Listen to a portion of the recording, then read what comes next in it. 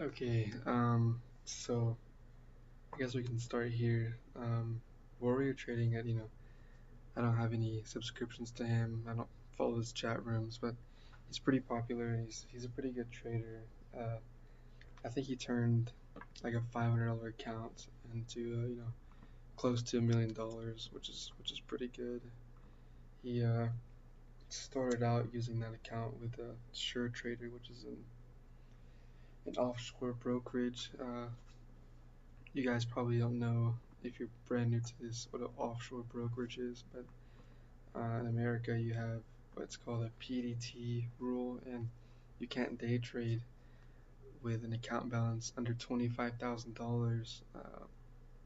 So you have 6 grand in account. Well, you're gonna be limited to 3 day trades, basically a week, and that's like a long time to grow your account. But with SureTrader or TradeZero, I believe, you know, you can day trade as much as you want with a small small account, and that's what a lot of these traders do. Like Alex Jimenez, Warrior Trading did it. You know, quite a few of them do it just to ramp up their account quicker than waiting forever for your funds to be available and to not be in the pattern day trader rule, which is again, like I said, the PDT rule. Um, so it's not my website, but basic day trading terminology. Uh, this is a really good place to start on your own, is to really just understand these terms, because without these terms you have no idea. Like, you'll be like, what's a float? You're not actually floating in the water, obviously, right? But this is really important. It's something called float rotations that matters a lot, whether going long or short, stock splits, offerings. um, I don't use beta too much, any really at all. uh, let's see. Let's kind of scroll through these real quick, see if there's any. They're really important ones. Well, they're all important, but okay, penny stocks, below $5. Yeah, I usually trade between $2 to $10. Is really my price point I like. Um, Shares outstanding is really important too. The float all determines volatility, support level. Um, Really just get a basic understanding on support resistance lines, and I can show you some support resistance lines. Simple example is, you know right here, support in this area, and VWAP, which is this purple line here. Okay, actually, let me take that back. So this purple line VWAP is the support. All these candles above it have made VWAP the support. It broke through the support. Now it made VWAP the resistance. Um, you can see this on GE. I don't trade GE, but it's been quite a stock to watch this past few months. Um, Here, we're uptrending a little bit there. VWAP is the support, but let's see, we can draw this line here. This. Oh, sorry about that. Let's back up. Okay, let's see. There's a line that I want to draw. For some reason, it's not working. It's kind of weird. 1 second. Let's see. Let's see if we can do it now. Okay, there we go. So we got one there, one there. These are rough estimates, right? So this red line up here is a resistance. This red line here, or trend line, whatever you want to say, is a support there. So, broke through support, ripped all the way down to VWAP. I can go on and on, just kind of showing examples of support resistance, but it's really crucial to understand that you can do anything. I don't trade these stocks, but you can do A oh wow, that's AAPL. Um, we can do we can do 180-day 4-hour chart and see a clear resistance there. A clear support here, and so it's like channeling the downwards trend. You can, I hope you can visually see that. Um, but they're everywhere. You can draw lines all day if you wanted to, but that's not the point. The point for a good example would be like let's say SBOT for today. Um, you don't have to draw the lines. You know, moving averages can be your lines. VWAP can be your line. But back to this terminology, super crucial. You know, what is a stock, right? What is a stock? Um, Pump and dumps. Listen, it's really easy to pump a stock up. If the float is 500,000 and you have this chat room with a few thousand people, and let's say only 250 of them are buying in FOMO of the chat room person. I don't know, some guru. Let's say only 250 buy 1,000 shares. Well, if it had 500,000 float, they're gonna manipulate the stock. But sometimes a single person, single company will pump and dump because they need to meet certain price levels so they won't get off the delisted. But it's a lot of background things like future videos I'll go over if you guys want me to explain one in more particular. But this video is all about really just the very basic of day trading. Isn't like, oh, when do you buy, when do you sell, how do you know it's going up, what do the candlesticks mean?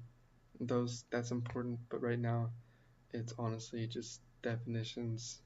This is like day one of, if you're in high school, if you're in college, whatever the case may be, this is like day one easy stuff.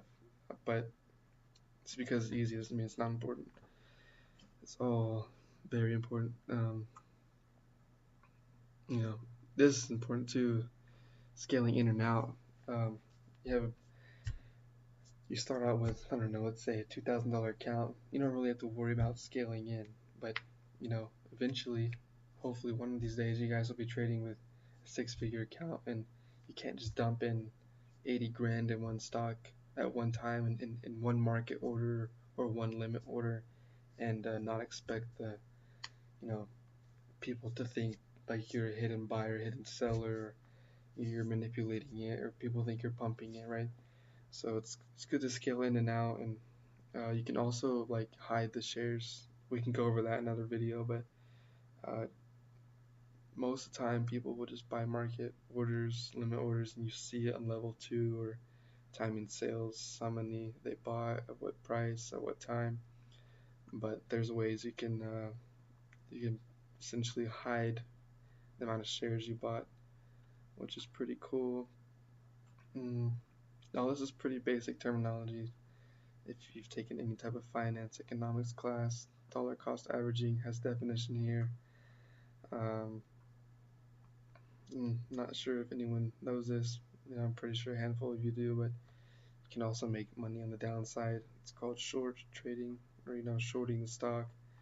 Basically borrowing shares, you're betting against it. So on a pump and dump, you can ride the pump up, you can ride the momentum up to what you think the top is going to be. No one really knows. If someone tells you they know, they're lying to you. Um, but once you see that confirmation of the top, you know, well, if you want to short it, but yeah, it's not that easy. It could rip like a long time ago, Dries, or just recently BBTH. Short squeezes are pretty good. They get washed out. They just cover. They're scared. Shoots the stock up. Um, yeah. Oh, it's important too. Cash account, margin counts. Guys will probably ask about that as well. binary options. I don't trade those. I have a few friends that know quite a bit about those, but those aren't in my alley. Um, so margin or leverage is good. I think with short trader, you can use up to 6 times your buying power. You have a grand, you can use 6 grand now, but the stock has to be above like a $3 price point. But other than that, this video is kind of to just tell you, it's not as easy as it seems. You'll see certain traders. I'm not gonna say their names, but um, they'll tell you, it's real easy. Just watch my videos, get my DVDs, and you'll be a millionaire overnight. But let me tell you, it's not that case. You probably blow up an account. A long time ago, I lost not a lot of money, but I started with a few hundred, lost the hundred, all of the money, wiped out, gone. I got killed, right? Um, but it shouldn't deter you. For a long time, like last summer, I've been using a paper trading account, and it really helped grow my strategies and kind of test them, back test. There's another thing called back testing, kind of using paper trading to help you see if your strategies or whatever your method is work. Um, oh my gosh, cryptocurrency, that's crap. Mutual funds, don't worry about that. I don't. I'm not in any mutual funds. Um,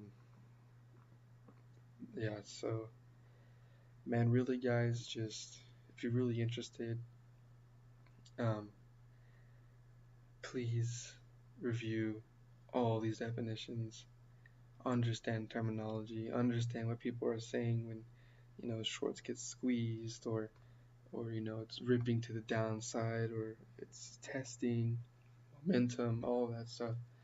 uh, in the next video, I'm not going to test you on it, but I'm going to get into more detail on kind of chart patterns and technical analysis and a few fundamentals. um, uh, that might be a question that there too. Technical analysis is more on stats part of it on the company, and you don't really care what who the CEO is, or how many employees they have, right? If they're even real.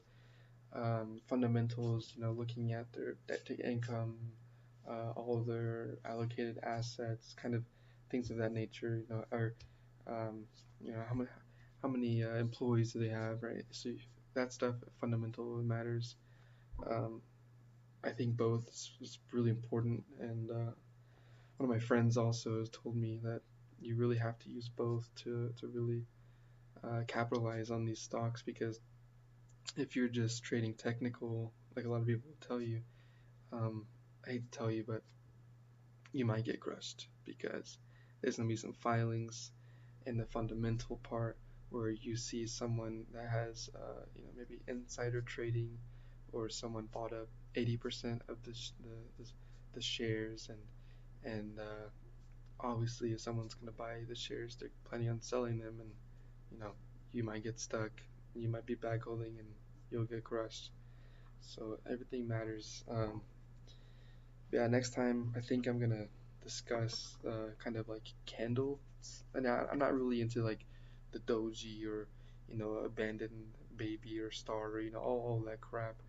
Um, I'll just kind of show you where momentum is and how to capitalize, and that's it. I really simplify that candles, because there's thousands of candle readings, but that's not really always accurate. Um, my plan is to teach you in the most simplest way, but also we have a deep understanding. But yeah, that's it, guys. I'll see you next time, and we'll dive more into this faster rate. All right, bye.